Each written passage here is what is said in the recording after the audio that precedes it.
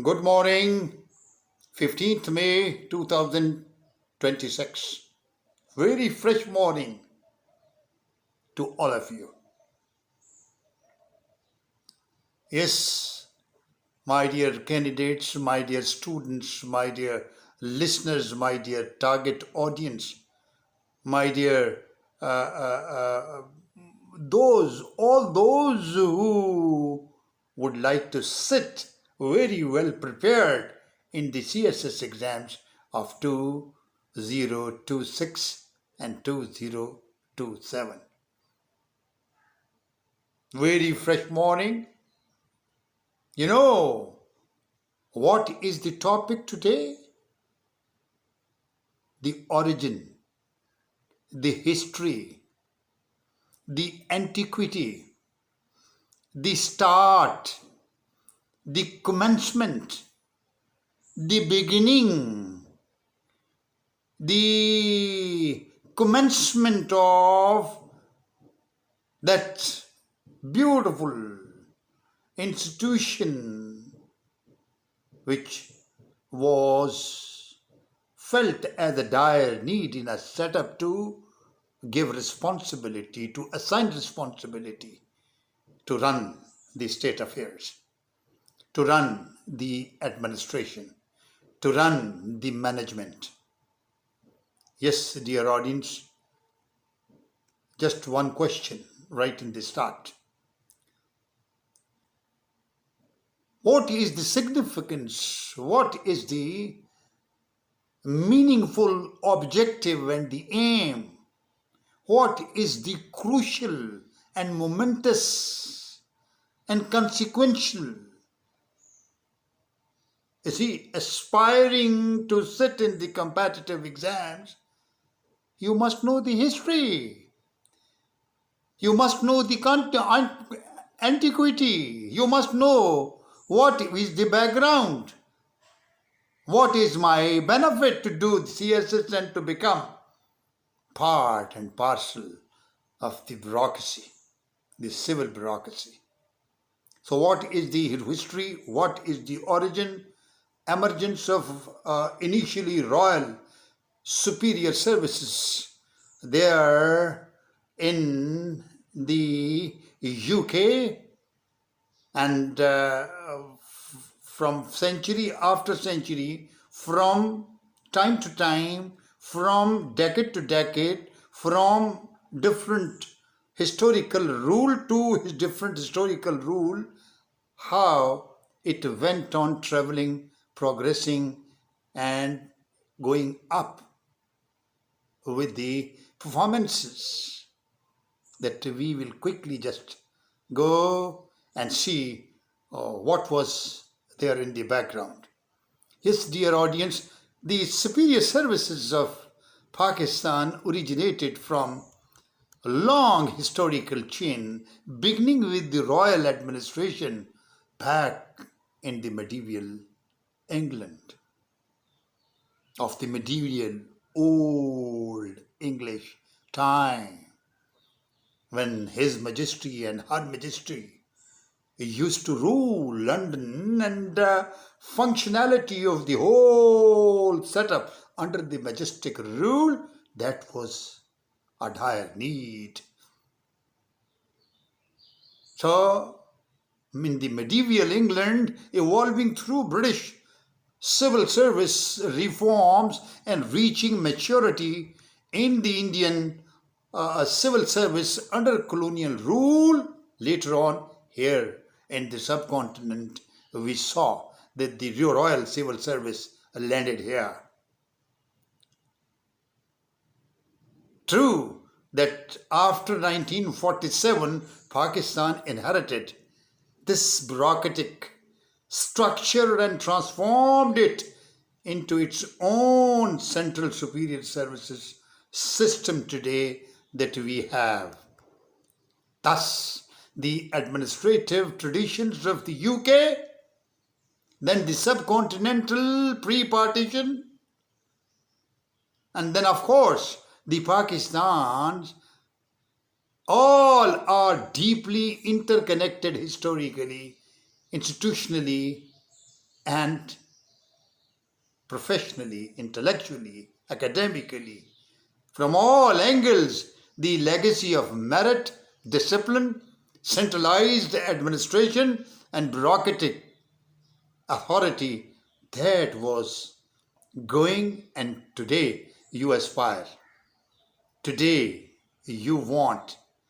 Today you compete and you sit in the competitive exam to become the part and parcel of this superior services. But hold on, let's just survey the history of civil service of Pakistan.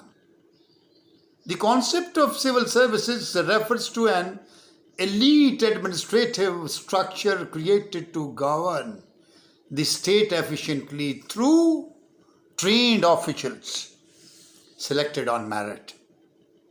These services evolved gradually from royal courts, imperial bureaucracies, and colonial administrative systems in the modern professional civil services.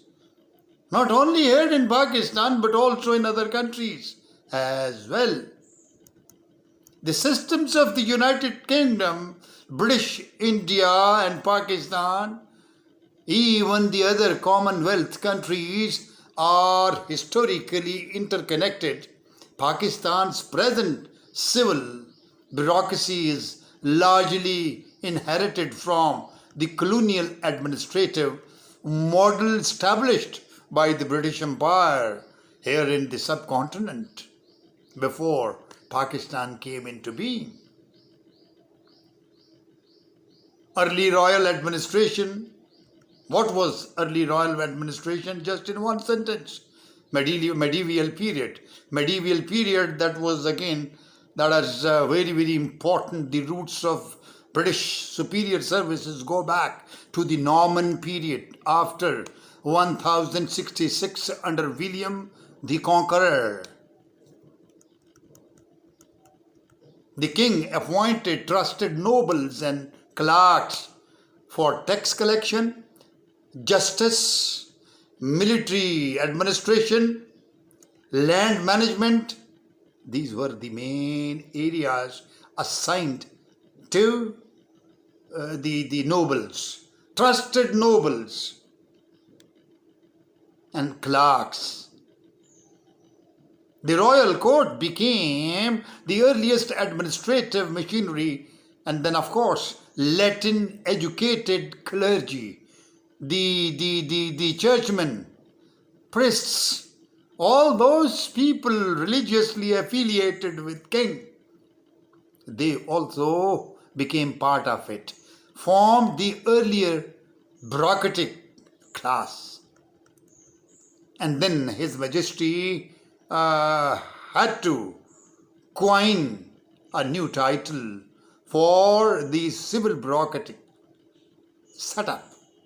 And what was that? It was revolving around three important departments. Exchequer, to look after finances, Chancery, to look after royal documentation, and the third was very important, Treasury administration. These offices gradually became permanent state institutions under the reign of king.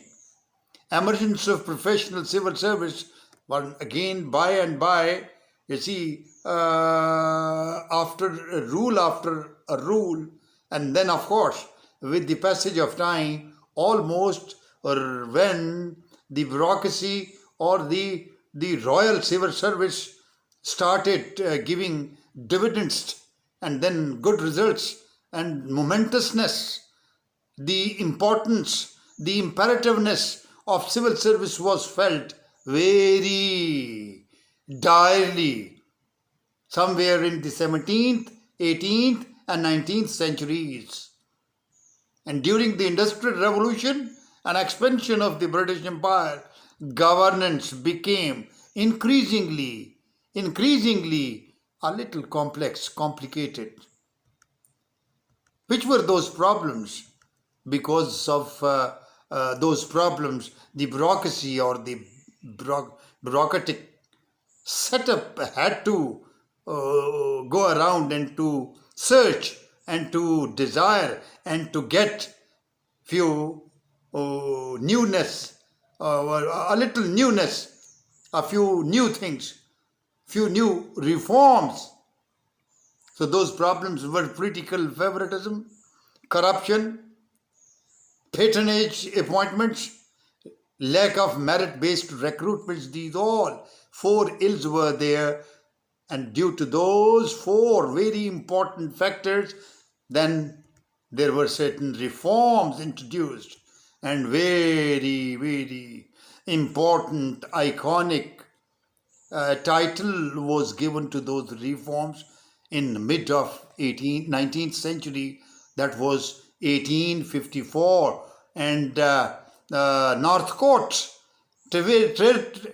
Trevelyan reforms. Northcote Trevelyan reforms 1854, the most important turning point in British civil service history, because the Northcote Trevelyan report that revolved around and finally got approved, and then there were certain recommendations to take care of recruitment through competitive examinations. Number 2, merit over patronage. Number 3, permanent neutral civil servants. Number 4, very important, promotion based on competence.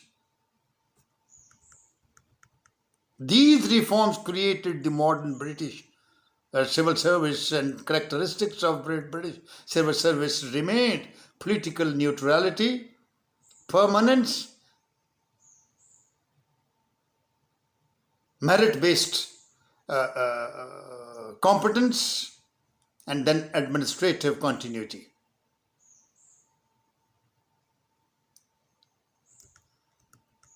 So modern British system that was today even connected with the past, it's really doing very well.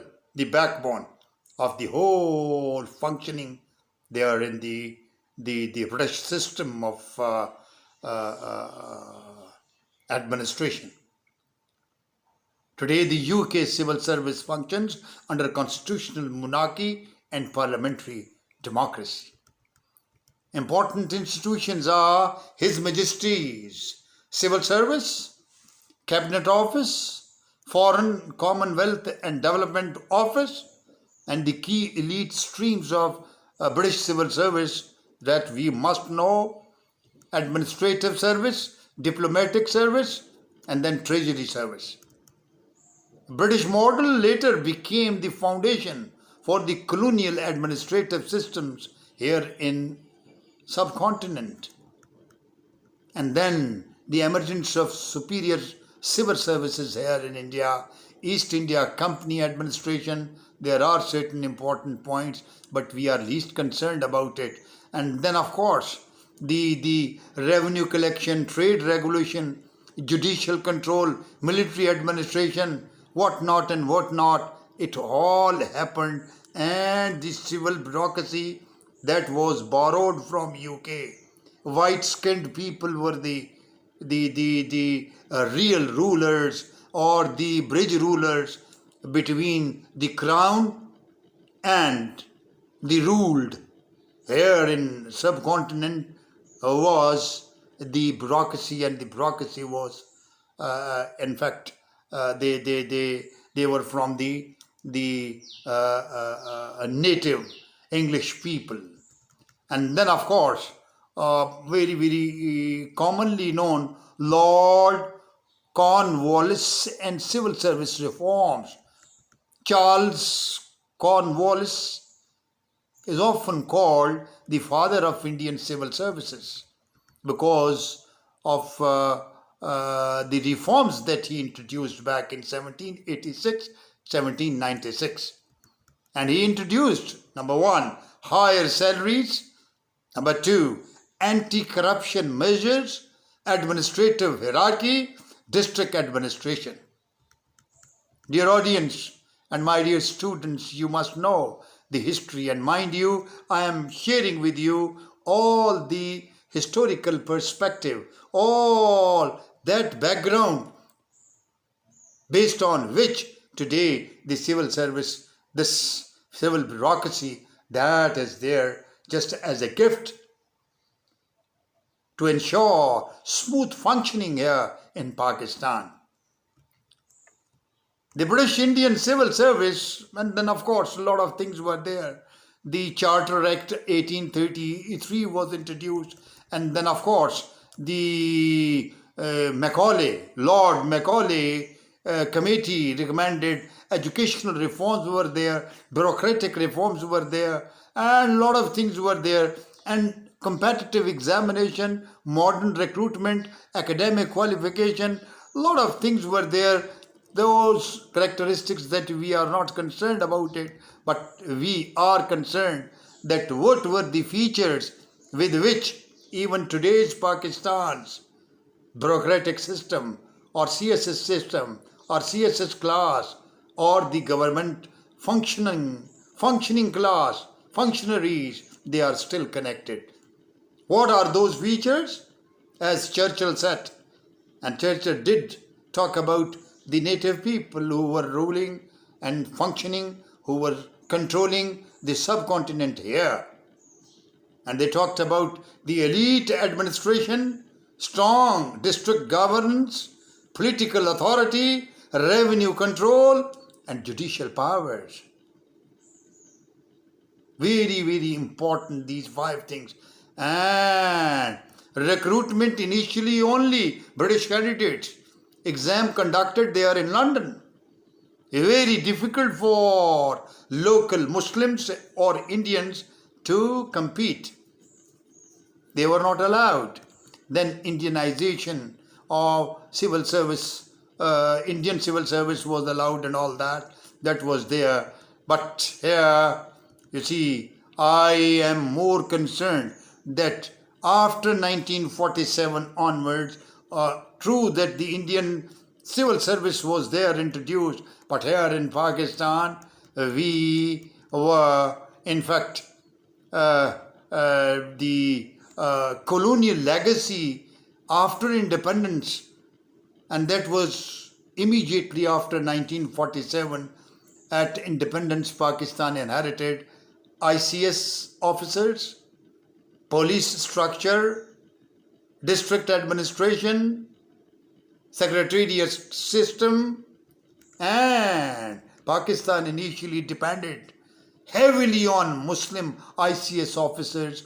Initially got migrated from Pakistan, from United India, from other parts of India, and landed here. Then East Pakistan and West Pakistan, who opted to go and serve Pakistan after partition. So everybody was given and assigned important tasks.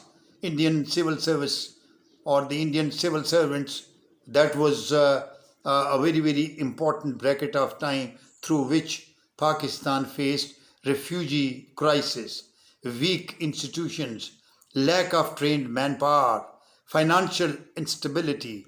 Therefore, civil servants became extremely powerful in early Pakistan. Civil service of Pakistan, in 1954, Pakistan established, there is a very, very important CSP, the civil service of Pakistan. This became the elite administrative cadre of the country. And then, of course, centralized authority, strong deputy commissioner system, extensive executive powers, and administrative dominance handed over to the civil servants. And very, very important, yes, it was back. CSP elite status. It was somehow very carefully placed during the training in the minds of new bureaucrats or the new crop, a new induction, new recruitment, and new courses, the first common batch. And there were CSP officers who were considered as successors of ICS traditions. They were considered as Indian civil service traditions. And what were the traditions that are revolving around? Ruling administrative class, cream of the society, intellectually higher than the commonality in the society. Not common, but uncommon. Under Zulfikar Ali Bhutto, martyr, a great politician who introduced major reforms, and the key changes were brought in the system. What were those key changes? The CSP abolished, unified grading system introduced, occupational groups created, literal mobility increased, modern CSS structure in Pakistan. Let's have a word how it got its new shape, present shape. What is today you are competing to join? What is the skeletal existing system of civil service of Pakistan that you are going to compete? You are going to attempt to become part and parcel of civil bureaucracy. What is the system today? Today, recruitment occurs through Federal Public Service Commission.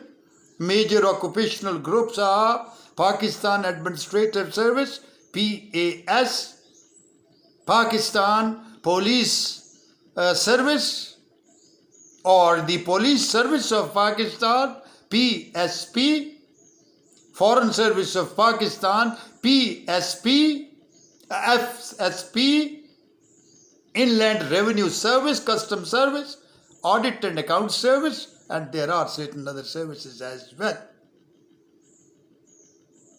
Central Superior Services Central Superior Services exams, that is the title. And by the way, very quick analysis that you have to carry out, you have to understand, you have to take along this very, very important historical note, because the motive, the motivation, the morale, and your desire, your struggles and your struggling stimuli and your own self must know that what is the historical significance of the system I am going to become part of. You must know.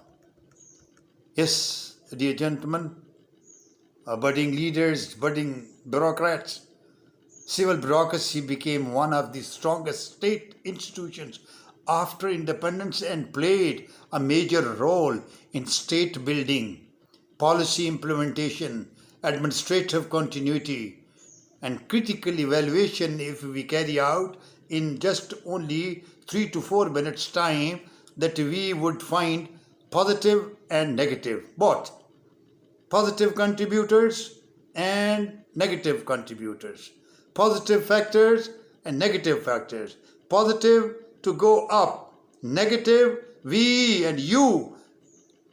When you will become, after the training, you will become and you will start actively, proactively serving the country in your capacity in the different groups I have just talked about, even in the Pakistan Police Group or in the Foreign Service Group or the Pakistan Administrative Group Service, wherever you would be, our accounts group, or maybe some other service or the department, you are supposed not to allow those negative, because let's first quickly discuss that what civil bureaucracy has left behind so far till date, that is administrative stability, merit-based recruitment, national integration, institutional continuity. Okay, the little criticism is also that is showered on the civil bureaucracy of Pakistan. That is the colonial authoritarian legacy that is still traceable there in the civil bureaucracy of Pakistan. The bureaucratic elitism, superiority, as if they are the sacred cows. Sort of, you see, little feeling is also there.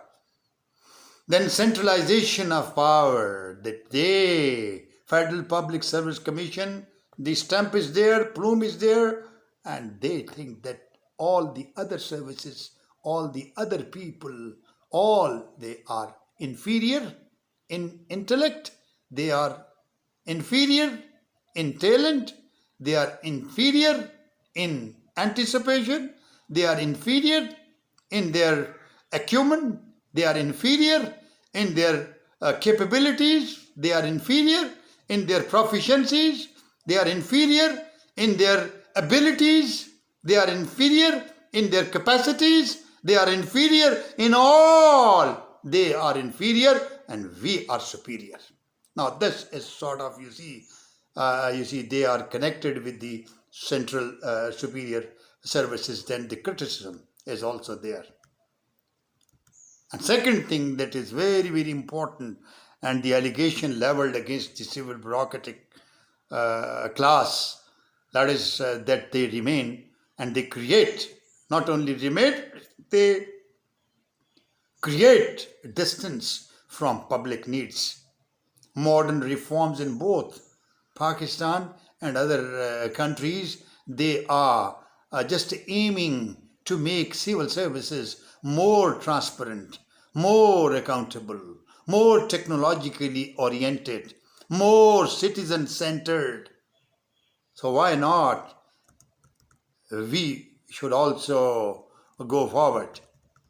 Now very quickly, very important question. I want to conclude my discussion. Dear students, you have to compete, you have to sit, you have to prepare, and you have to become, and you have to fulfill your desire, because this is the only option that you have to prove your merit, merit-based. You see, earning a job, that must be your right. There is a question. Has politician-owned governance failed in Pakistan? Question. Okay. How to give answers? Let's now, please, as drafted by me, many scholars, administrators, and policy analysts argue that Pakistan has experienced recurring governance weaknesses due to a combination of political instability and weak institutions. Now, political instability and weak institutions. I hope you are getting me. Because the scholars, administrators, policy analysts, even the retired and intellectually so deep and right in the rank and files, they are known as the intelligentsia of the society. They are of the opinion political instability, weak institutions, then personalized leadership, corruption, bureaucratic politicization, military intervention, very important, Very, very important. Military intervention and inconsistent policies and lack of long term planning. However, it would be historically inaccurate to place the entire responsibility solely on politicians or on political leaders or on political parties or on any other institution. Governance outcomes in Pakistan have been shaped jointly by political elites. Because you see, politician, political parties, by and by, one by one, turn by turn, they have been. So, governance outcomes in Pakistan have been shaped jointly by political elites, bureaucracy, military establishment, judiciary, feudal economic structures, and external geopolitical pressures. Thus, the issue is generally viewed as institutional imbalance rather than failure of one class alone. Constitutional position of CSS civil service here in Pakistan. We know under Pakistan's constitutional framework, civil servants are expected to be politically neutral, professionally competent, loyal to the state rather a political party, and obedient to lawful government authority, lawful command. Bureaucracy is designed to provide continuity, expertise, record keeping, implementation of policy, and impartial administration. I repeat, you are going to be impartial administrator, you impartial deputy commissioner, impartial assistant commissioner, impartial assistant collector, deputy collector, or whatever is the responsibility assigned to you, you are supposed to be impartial. Impartiality, neutrality, that must be the identifying, introducing icons, or you see the tags, introducing tags, iconic tags, impartiality and neutrality. Neutrality of civil service, why it is essential? A question arises. Modern democratic systems, including the UK and Pakistan and other parliamentary form of government, where all the modern democratic systems are based on one important principle. And what is the principle? Politicians decide policy, civil servants implement it neutrally. I repeat, with an inverted commas. Politicians decide policy, civil servants implement it neutrally. Inverted commas closed. Policy decision makers, policy makers, but the implementers, and to execute those decisions there in the functioning of the state departments, that is the job, that is the responsibility of the civil service of Pakistan.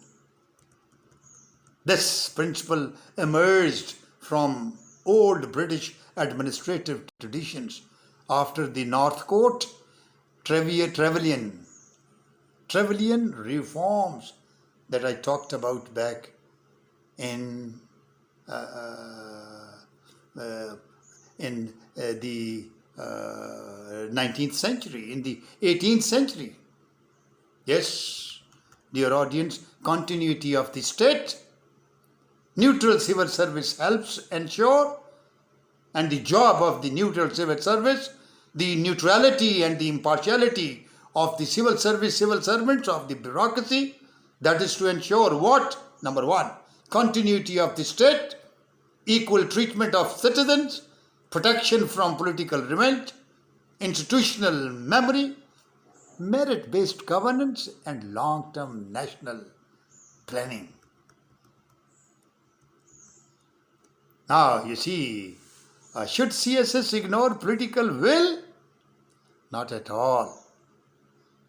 Rather, CSS or the civil services of Pakistan or the bureaucracy of Pakistan or the civil servants of Pakistan, they require careful distinction between few things that worth knowing.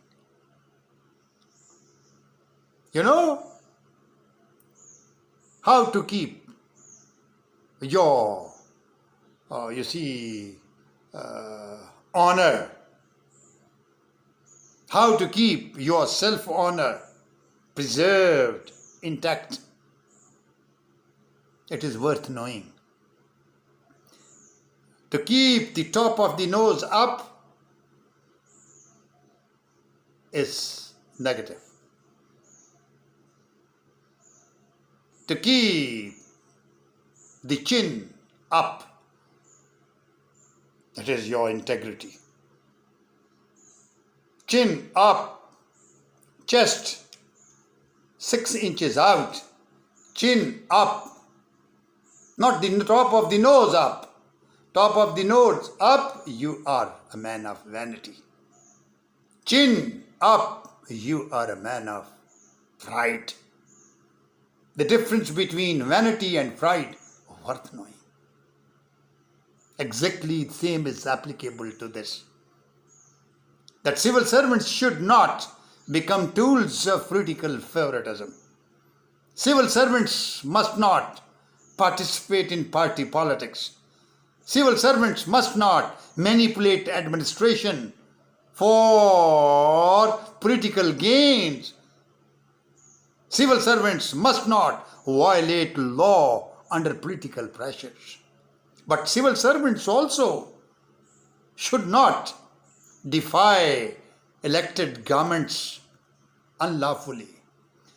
Civil servants should not act as parallel rulers in Pakistan. Civil service must not undermine democratic authority.